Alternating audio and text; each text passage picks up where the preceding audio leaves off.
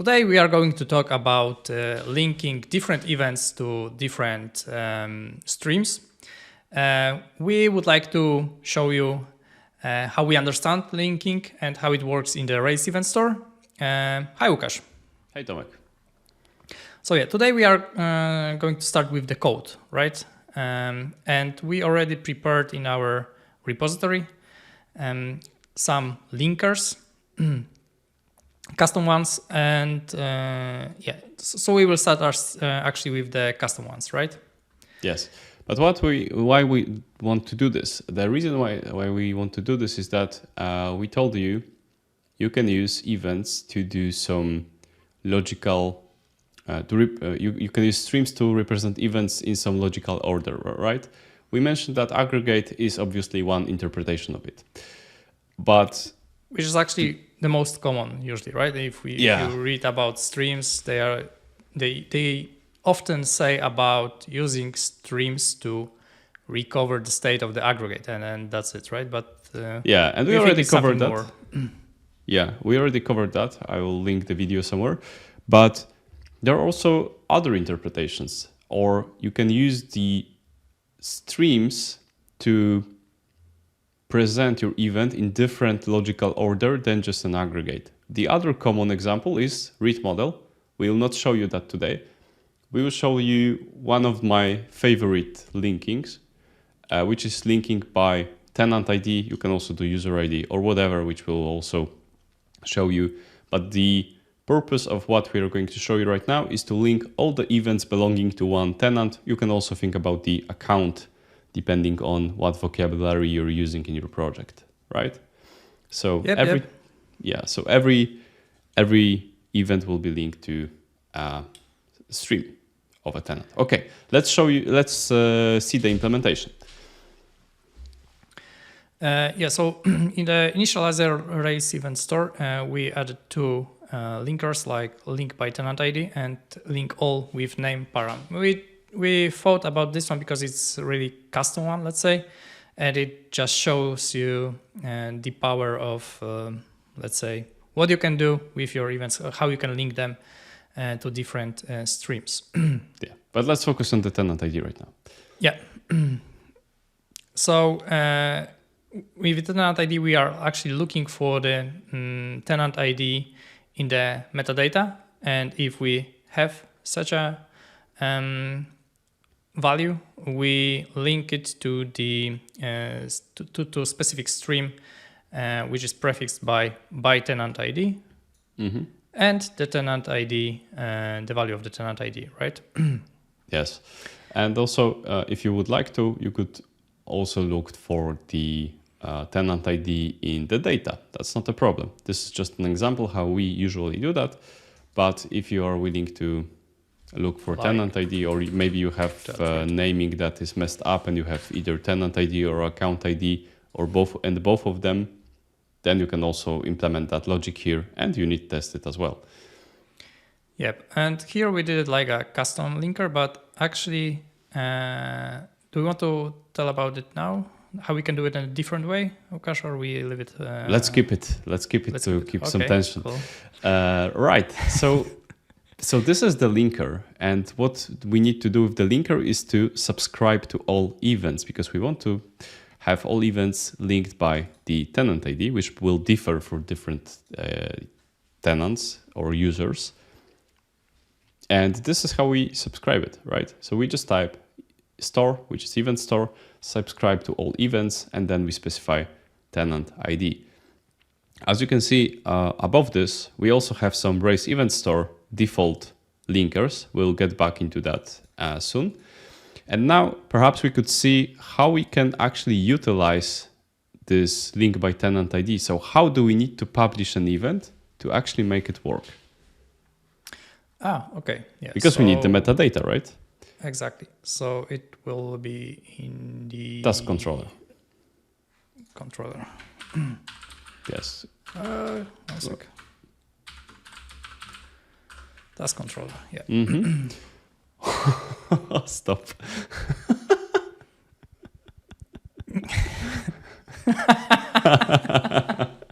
All right.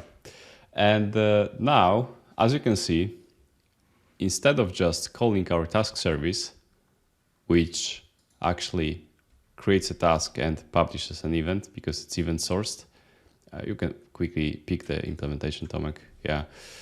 So as you can see, the task create produces an event, which is stored then in the event store.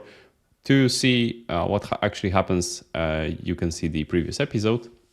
But sorry, not the previous one, but one of the previous ones. But what we need to do and what's the point, actually what's the point of this video is that we need to enhance, or we need to add some metadata to the events that we publish. We can do that with metadata event store method, which accepts the hash with metadata. In here, I added the user ID and tenant ID. And then there is a block in which we publish an event. It's published within the create task. And then this event will have the additional metadata. And of course, there are different ways how you could implement that.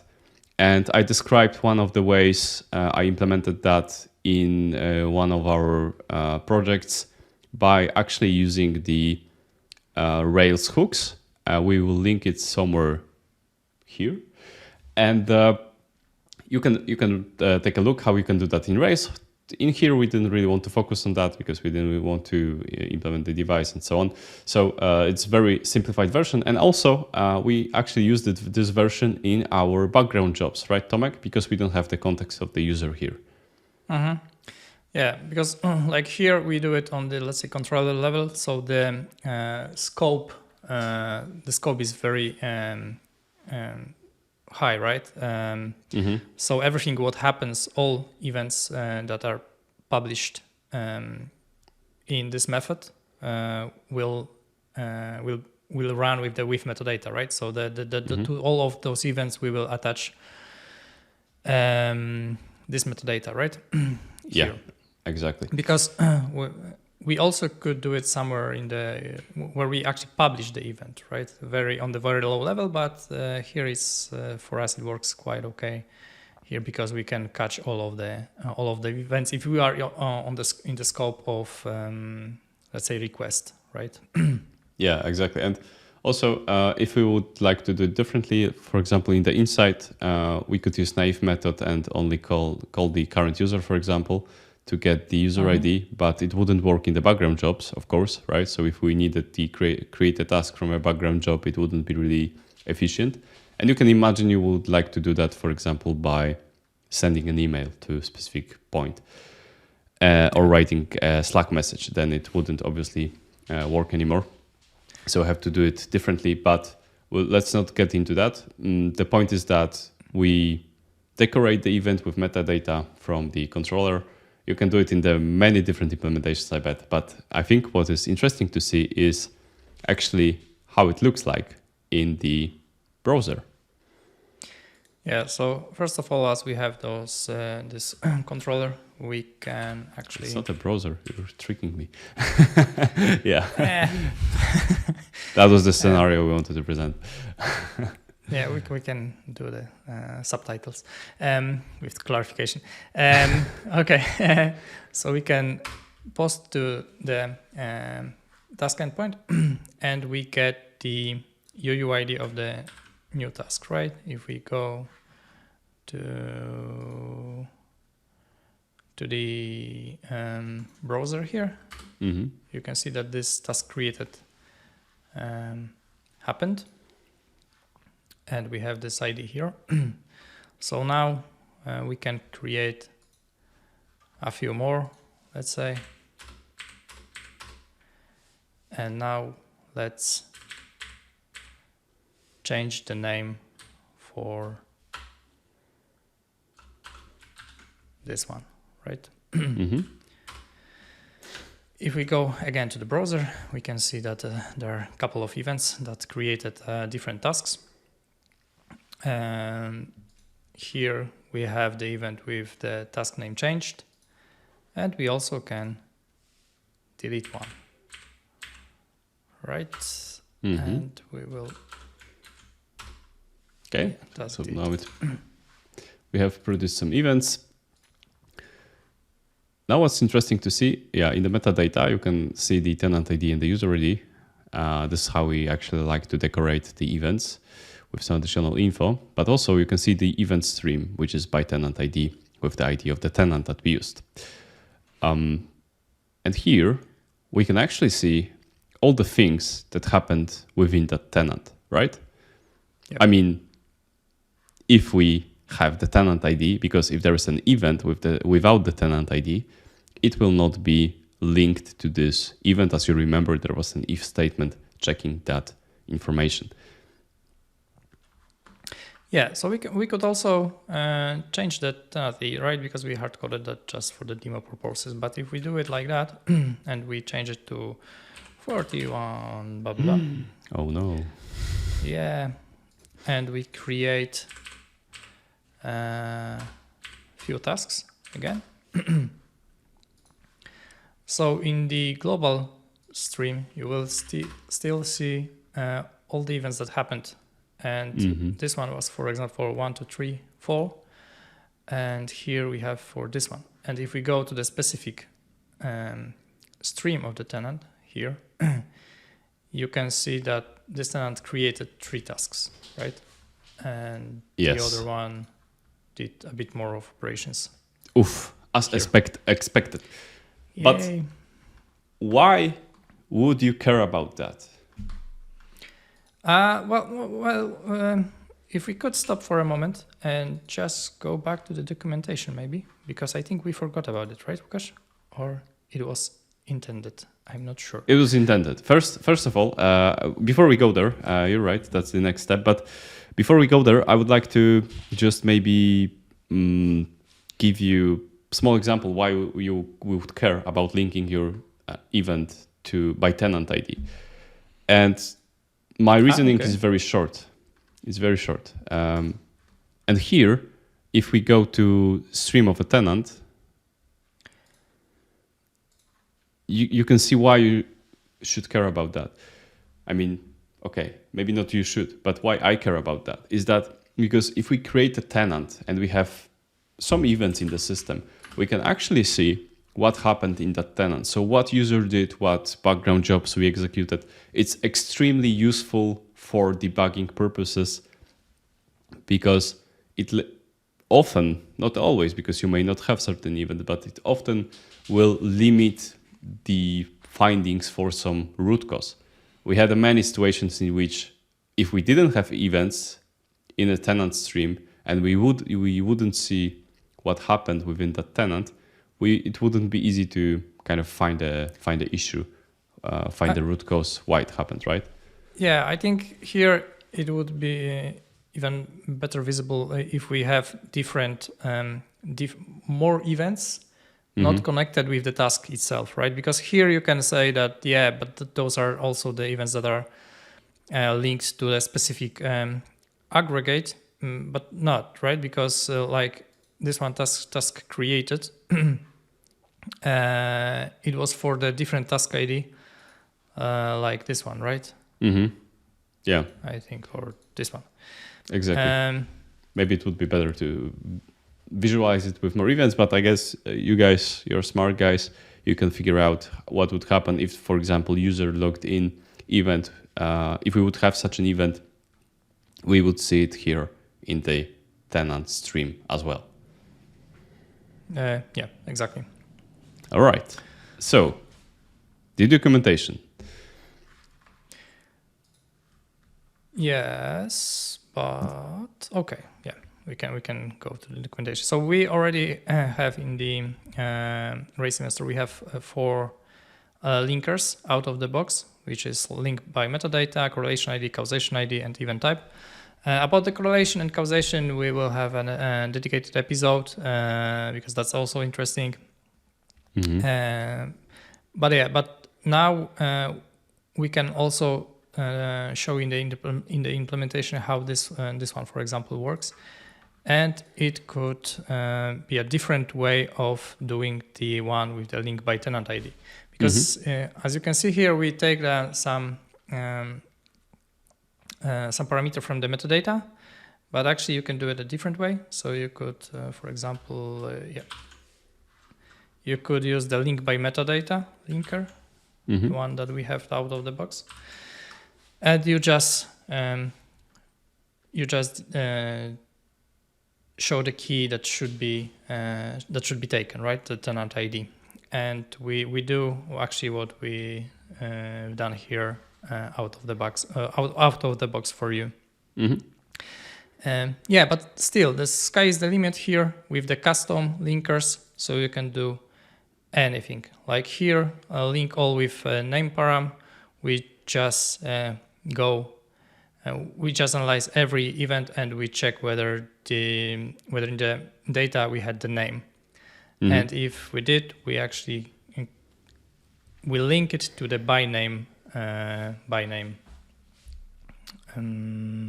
stream. Yeah, and that's because it may be interesting for the business, right? We could of course limit the event types here as well. We could say that we only care about event of certain event type that has the data, that has the name in the data.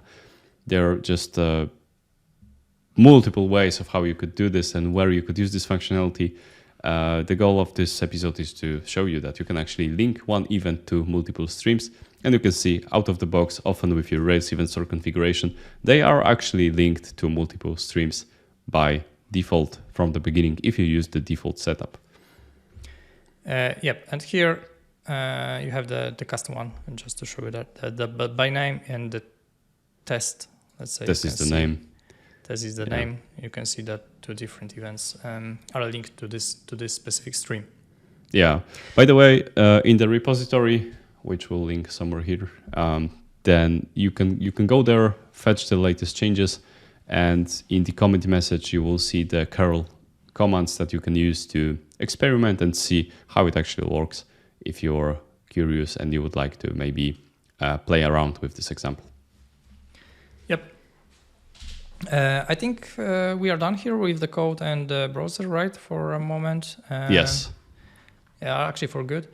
And so let's jump into the mirror, because we want to show you that, visualize that for you. So you might recall this diagram from one of our previous episodes where we were explaining streams. And we told you that we have the global stream where we have all streams that happened in the system. And then you have those for the specific tasks, so for the specific aggregates. That was our interpretation. Yeah, and that's actually the most common case when you read about streams, that they are like to retrieve the state of the specific aggregate, and it's also said that usually it's said that it's streams are about recovering the state of the aggregate. But we were discussing it before this episode actually, and we still like maybe we don't have the perfect naming for that, as we were saying about different interpretations. Right, Łukasz? Then we were thinking about maybe that's the case, use case, or even view perspective. Why you create a different streams and why you link events to different streams, right? But here we wanted to show you that. So we have the same, let's say, diagram, and you have those two aggregates. But then you have three different perspectives, interpretations, let's say. For the user, for the member, and tenant. And the tenant, for the tenant, you've seen that the tenant can be interested only in the task created or completed, deleted events from the global stream. They are still in the stream of this task and these tasks, but the perspective is different, right? The interpretation is different for the tenant. So he just sees those like from the life cycle point of view, for example, or when the member is assigned to specific task.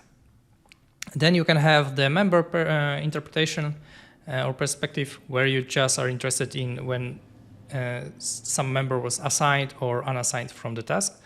And last but not least, the user, where you are interested only on those like data assigned, member assigned, and task reopen, but without, for example, I don't know, task created or right? Task completed. Yeah, perhaps.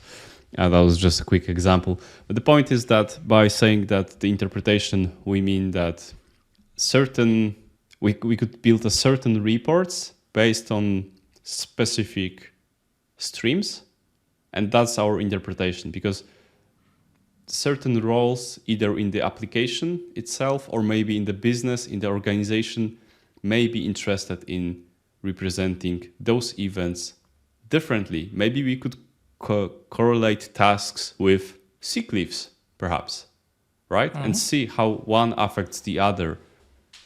Obviously it does, but we could see how exactly. And all the bunch of other stuff, right? It's about getting different events and connecting them in some way. And you can use the linking feature in order to do that. Yeah, and I think what's also important to mention is that we do not duplicate events, right? It's a single event that is linked to different streams. It's still just one event that happened, but it's just linked to multiple streams. And and you are not limited, right? Yeah, recall the episode about how your events are stored in the event store. Events are in the one table, streams are in the other one, and of course, as Tomek mentioned, one event can belong to multiple streams. However, what Rails Event Store will not allow you to do, it will not allow you to duplicate an event in a stream. So you cannot have one event, two the same events in one stream. If you try to do that, you will get duplicate event in stream exception raised. Yeah, well, and also it reminded me about one thing. I mean, not it, but something different reminded me about one thing. We talked not yesterday. Sorry, I need more coffee today.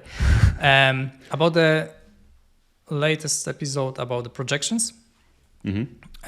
So we were reading there from the old streams, right? But with different streams, we can also read less events, let's say, because we just read by those streams, right? They are shorter than the global, of course, right? Yes, of course. And it's often said that you shouldn't have too many events in the stream, and logically linking an event to different streams based on your needs. So maybe different read models, maybe different business logic will help you to achieve that. And I think with this famous last word, we can finish the scope of this episode. What I would like to ask you, if you made to this moment of time, please give us some comment what you think about this, what you think about thinking about the linking event to stream as the interpretation. If you have a better name for that, just put it in the comments. You can share. Of course, likes are welcomed, and subscription, it gives us the power to do so. You can also contact us about the next episodes. And I think that's it for today. This from my end. Have a good day. See you next week. See ya. Bye.